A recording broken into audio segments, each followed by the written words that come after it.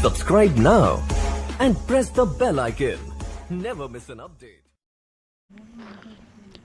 नमस्कार मित्रों, स्वागत करता हूं सभी का इस चैनल पर। साथियों, टीचिंग मेथड का टेस्ट नंबर 19 आपके लिए लेकर आया हूं और आज का जो ये टेस्ट है 20 प्रश्न आपको इसमें देखने को मिलेंगे। सभी सब्जेक्ट से ये प्रश्न हैं। मित्रों, इस टेस्ट की एक खास बात यह रहेगी कि इस टेस्ट के जो प्रश्न हैं सारे ही प्रश्न बहुत ही ज़्यादा इम्पोर्टेंट है। एग्ज़ाम की दृष्टि से बहुत ज़्यादा महत्वपूर्ण प्रश्नों का समावेश इस टेस्ट में किया गया है। तो बिल्कुल आप पूरे वीडियो को देखिए और मुझे पूरी मतलब आशा ही नहीं, पूरा विश्वास है कि आपको इस टेस्ट को करने के बाद कुछ अलग ही फीलिंग होगी कि हाँ, वास्तव में एग्ज़ाम में किस प्रकार के टीचिंग मेथड के प्रश्न आते हैं। तो चलिए मित्रों, शुरू करते हैं बिना किसी देरी के इस लाजवाब टेस्ट को। बिल्कुल अपने मित्रों को शेयर करना अगर वीडियो अच्छा लगता है तो। पहला प्रश्न आता है साथियों, निदानात्मक परीक्षण के तत्पश्चात मंदबुद्धि विद्यार्थियों हेतु आवश्यक है। सामान्य शिक्षण व्यवस्था, प्रश्नवार शिक्षण व्यवस्था, अनुदेशनात्मक शिक्षण व्यवस्था और उपचारात्मक शिक्षण व्यवस्था। तो प्रश्न को ध्यानपूर्वक आपको देखना है और बिल्कुल सोच समझ के आपको आंसर देना है। सपोज कीजिए कि आप एग्ज़ाम में बैठे हैं और 20 प्रश्न आपको टीचिंग मेथड के यहाँ पर एक साथ करने हैं। आपके पास समय ज़्यादा नहीं दिया जाएगा। इसका जो सही आंसर आप सोच लीजिए मित्रों, इसका राइट आंसर है उपचारात्मक शिक्षण व्यवस्था।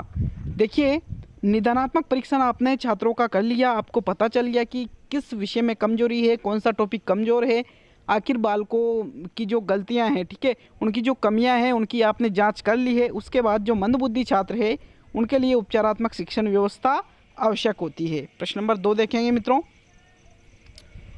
भाषा शिक्षण में विकासात्मक प्रश्नों का उपयोग किया जाता है किस लिए?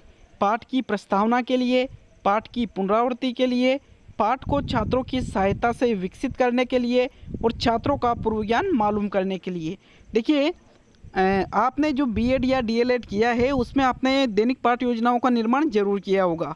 तो वहाँ पर विकासात्मक प्रश्न आपने ऐसा कुछ टॉपिक लिखा होगा, कुछ बिंदु, उसमें कुछ प्रश्न किए होंगे। तो वो प्रश्न क्यों किए जाते हैं? वो प्रश्न इसलिए किए जाते हैं मित्रों ताकि पाठ को छात्रों की सहायता से विकसित कर सके। इसलिए ही विकासात्मक प्रश्नों का उपयोग भाषा शिक्षण के अंतर्गत किया जाता है। आपका यहाँ पर तीसरा विकल्प बिल्कुल करेक्ट रहेगा प्रश्न नंबर 2 में। प्रश्न नंबर 3 देखते हैं मित्रों, प्रतिक्रिया जरूर देके जाना पूरे टेस्ट होने के बाद में। आज के इस लौह, वाष्प और विद्युत के युग में गणित का सर्वोच्च स्थान है। यदि इस स्तंभ को हटा दिया जाए तो हमारी भौतिक सभ्यता निस्संदेह नष्ट हो जाएगी। यह कथन किसका है?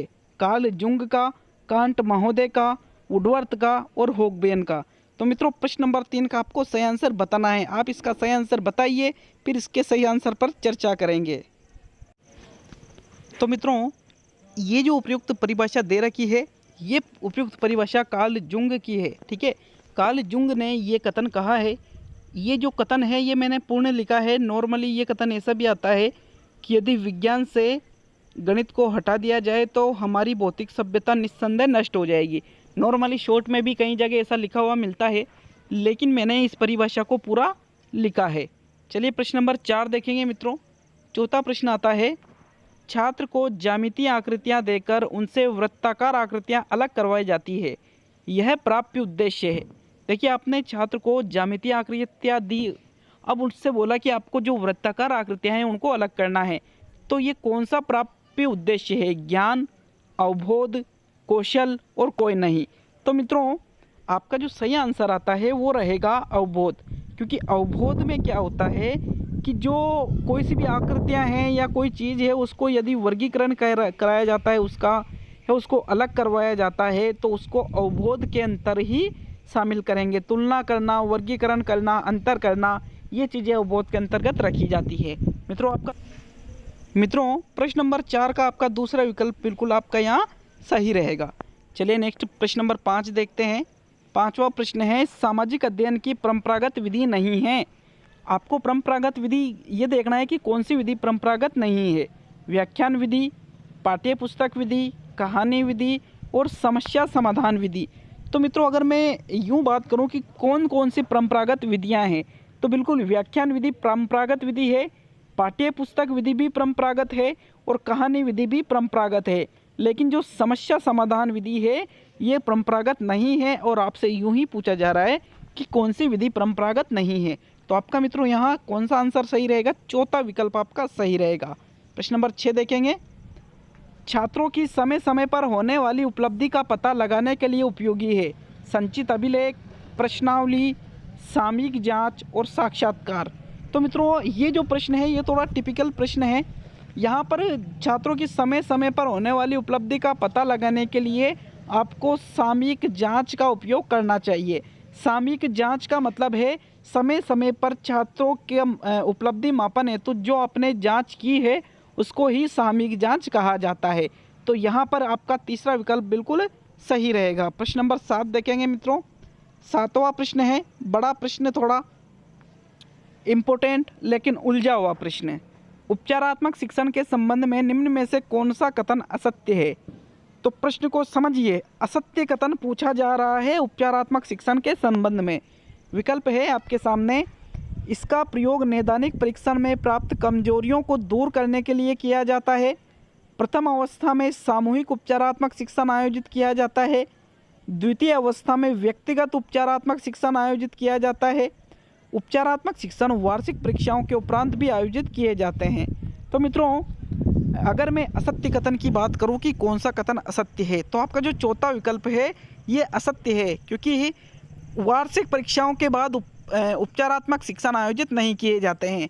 बल्कि ये जो तीनों विकल्प हैं ये तीनों बिल्कुल सत्य है कि जो नैदानिक परीक्षण में प्राप्त जो कमजोरियां हैं उनको दूर उपचारात्मक शिक्षण से किया जाता है।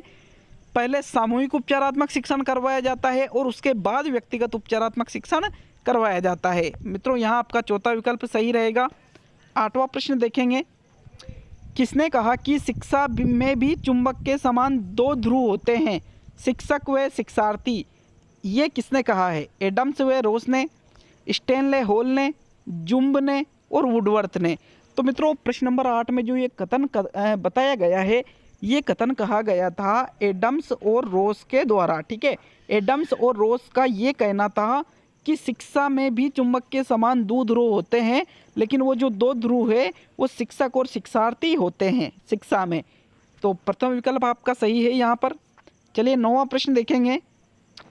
एक छात्र से जब 19 लिखने को कहा गया तो वह 16 लिखता है। 19 लिखने के लिए कहा गया लेकिन वो लिखता कितना है? 16। 26 लिखने को कहा गया तो वह 29 लिखता है। उससे बोला कि बेटा 26 लिखो तो वो कितना लिखता है? 29 लिखता है। तथा 16 लिखने को कहा जाए तो वो 19 या कभी कभी सही लिख देता है, तो यह त्रुटि है। और उससे कहा जाए कि भाई 16 आपको लिखना है तो फिर वो कभी 19 लिख देता है और बाई चांस कभी कभी 16 भी लिख देता है, लेकिन कभी कभी। तो जो ये त्रुटियां कर रहा है ये त्रुटि किस प्रकार की है? इकाई व दहाई का ज्ञान उसे नहीं है, अंकों का ज्ञान न होना, 6 व 9 के अंक में विभेदन न कर पाना, और इनमें से कोई नहीं। तो मित्रों सीधा सा प्रश्न है, राइट आंसर है 6 व 9 के अंक में विभेदन न कर पाना। देखिए उससे जब आपने कहा कि 19 लिखिए तो वो कितना लिख रहा है? 16। मतलब जो 9 है उसको वो इस प्रकार से लिखता है। उससे कहा कि 26 लिखो बेटा तो वो लिखता है कितना? 29 लिखता है। मतलब यहाँ 6 जो लिखना चाहिए था वो तो 9 लिखता है, और 9 को कितना लिखता है? 6 लिखता है। तो मित्रों यहाँ पर उसको जो 6 व 9 का अंक है उसमें वो विभेद नहीं कर पा रहा है कि कहाँ पर 6 लिखना है और कहाँ पर 9 लिखना है। तो आपका तीसरा विकल्प बिल्कुल यहाँ पर सही रहेगा। प्रश्न नंबर 10 देखेंगे। गणित शिक्षण में सूत्र या नियम रचना हेतु सर्वोत्तम विधि कौन सी है? सूत्र या नियम रचना हेतु निगमन विधि, सूत्र विधि, आगमन विधि और विश्लेषण विधि। तो मित्रों सूत्र या नियम रचना हेतु यदि सर्वोत्तम विधि की मैं बात करूं तो आपका आंसर रहेगा आगमन विधि, क्योंकि आगमन विधि के माध्यम से ही, आगमन विधि में होता क्या है, पहले उदाहरण प्रस्तुत किए जाते हैं और फिर उन उदाहरणों के आधार पर छात्रों से नियम निकलवाए जाते हैं। तो नियम या सूत्र रचना की सर्वोत्तम विधि कौन सी होती है? हमेशा आगमन विधि ही होती है। आपका मित्रों यहाँ पर तीसरा विकल्प सही रहेगा। चलिए नेक्स्ट 11वां प्रश्न देखते हैं। मानचित्र पठन के लिए आवश्यक कौशल में शामिल है स्थान, दूरी और दिशाओं को सापेक्ष स्थिति को समझने की योग्यता, ड्राइंग व पेंटिंग में निपुणता, ग्लोब पर स्थिति दर्शाने के लिए स्केच और गणनाओं का उपयोग करने की योग्यता, और अभिव्यक्त्यात्मक योग्यताओं को बाहर निकालने के लिए विलक्षण संप्रेषण कौशल। तो मित्रों, मानचित्र पठन अगर किसी को करना है तो उसके लिए इनमें से कौन सा कौशल अति आवश्यक है? वैसे तो चारों कौशल ही आवश्यक है, लेकिन सबसे बेस्ट आपका आंसर इसमें जो प्रथम विकल्प है, स्थान, दूरी और दिशाओं की सापेक्ष स्थिति को समझने की योग्यता आपके अंदर होनी चाहिए मानचित्र पठन के लिए। आपका यहाँ पर प्रथम विकल्प बिल्कुल सही रहेगा मित्रों, प्रश्न नंबर 11 में। चलिए 12वां प्रश्न देखते हैं। सामाजिक अध्ययन की किस विधि में बालक प्रत्यक्ष रूप से सीखता है? व्याख्यान विधि में, चित्र प्रदर्शन विधि में, पाठ्य पुस्तक विधि में या भ्रमण विधि में? तो मित्रों, अगर प्रत्यक्ष रूप से सीखने की बात करूं मैं, तो आपकी जो भ्रमण विधि है इसमें बालक बिल्कुल प्रत्यक्ष रूप से सीखता है। देखिए, जैसे मान लीजिए कि सामाजिक में कोई सा भी एक दुर्ग का पाठ आया। अब जैसे वो दुर्ग का पाठ आया तो आपने उस दुर्ग की बच्चों का आपने बच्चों की सैर करवा दी, वहाँ पर आपको घुमाने लगे बच्चों को आप, और आपने बच्चों को भ्रमण करवाया, तो जो उनका वो ज्ञान रहेगा वो बच्चों को प्रत्यक्ष रूप से प्राप्त होता है। तो मित्रों, भ्रमण विधि में बालक प्रत्यक्ष रूप से सीखता है। आपका चौथा विकल्प इसमें सही रहेगा। चलिए 13वां प्रश्न देखेंगे। मूल्यांकन और मापन के संबंध में निम्न में से कौन सा कथन सत्य है? सत्य कथन आपको देखना है मूल्यांकन और मापन के संबंध में। विकल्प आते हैं आपके सामने। पहला विकल्प है, मूल्यांकन और मापन एक सिक्के के ही दो पहलू हैं। मापन में मूल्यांकन समाहित है, मापन और मूल्यांकन में कोई संबंध नहीं है, और मूल्यांकन में मापन समाहित है। तो मित्रों, इसका सही आंसर आता है मूल्यांकन में ही मापन समाहित है। आप पहला जो इसका आंसर आपने लगाया है, जिसने भी, वो यहाँ पर सही रहता। अगर आपका चौथा विकल्प यहाँ रहता कि उपयुक्त में से कोई नहीं, तो आपका पहला विकल्प सही मान लिया जाता। लेकिन आप यहाँ पर चौथा विकल्प देखिए, मूल्यांकन में मापन समाहित होता है। जब आपको मैंने मूल्यांकन और मापन पढ़ाया था तो बताया था कि ये तो है मूल्यांकन और ये है मापन, मतलब मूल्यांकन के अंतर्गत मापन समाहित रहता है। आपका चौथा विकल्प मित्रों बिल्कुल सही है। यहाँ पे प्रश्न नंबर 14 देखेंगे। परियोजना विधि का चरम सोपान क्या है? परिस्थिति बनाना, मूल्यांकन करना, उद्देश्यों का निर्धारण करना और परियोजना को लिखना। तो मित्रों, परियोजना विधि का चरम सोपान की मैं बात करूं तो परियोजना को लिखना या लेखा जोखा करना भी जिसको कहा जाता है, या इसको आलेखन भी आप कह सकते हो, ये परियोजना विधि का चरम या अंतिम सोपान होता है। कितने सोपान होते हैं परियोजना विधि में? कुल 6 सोपान होते हैं। तो मित्रों, आपका चौथा विकल्प सही रहेगा 14वें प्रश्न में। प्रश्न नंबर 15 देखते हैं। साथियों, 15वां प्रश्न है, किसी परीक्षा में जब प्रश्न का उत्तर एक ही हो, अर्थात एक से अधिक परीक्षण होने पर भी परीक्षा परिणाम में अंतर न आए, तो मूल्यांकन का यह गुण कहलाता है विश्वसनीयता, वैधता, वस्तुनिष्ठता और व्यापकता। तो मित्रों, इसका जो सही आंसर मैं बताऊं तो आपका यहाँ पर तीसरा विकल्प सही रहेगा। वस्तुनिष्ठता यहाँ पर सही आंसर है। कैसे? देखिए कि जब प्रश्न का उत्तर एक ही हो, और एक ही जब उत्तर होता है तो वहाँ पर वस्तुनिष्ठता पाई जाती है। ये मूल्यांकन का वस्तुनिष्ठता संबंधी गुण कहलाता है। तो मित्रों, यहाँ पर आपका तीसरा विकल्प बिल्कुल सही रहेगा प्रश्न नंबर 15 में। चलिए 16वां प्रश्न देखेंगे। भाषा संसर्ग प्रणाली को प्राथमिक स्तर पर किस शिक्षण हेतु काम में लिया जाता है? गद्य शिक्षण, पद्य शिक्षण, नाटक शिक्षण और व्याकरण शिक्षण। तो मित्रों, जो भाषा संसर्ग प्रणाली होती है इसको प्राथमिक स्तर पर व्याकरण शिक्षण के लिए काम में लिया जाता है। ठीक है, भाषा संसर्ग प्रणाली को। आपका चौथा विकल्प बिल्कुल यहाँ पर करेक्ट है। प्रश्न नंबर 17 देखेंगे मित्रों।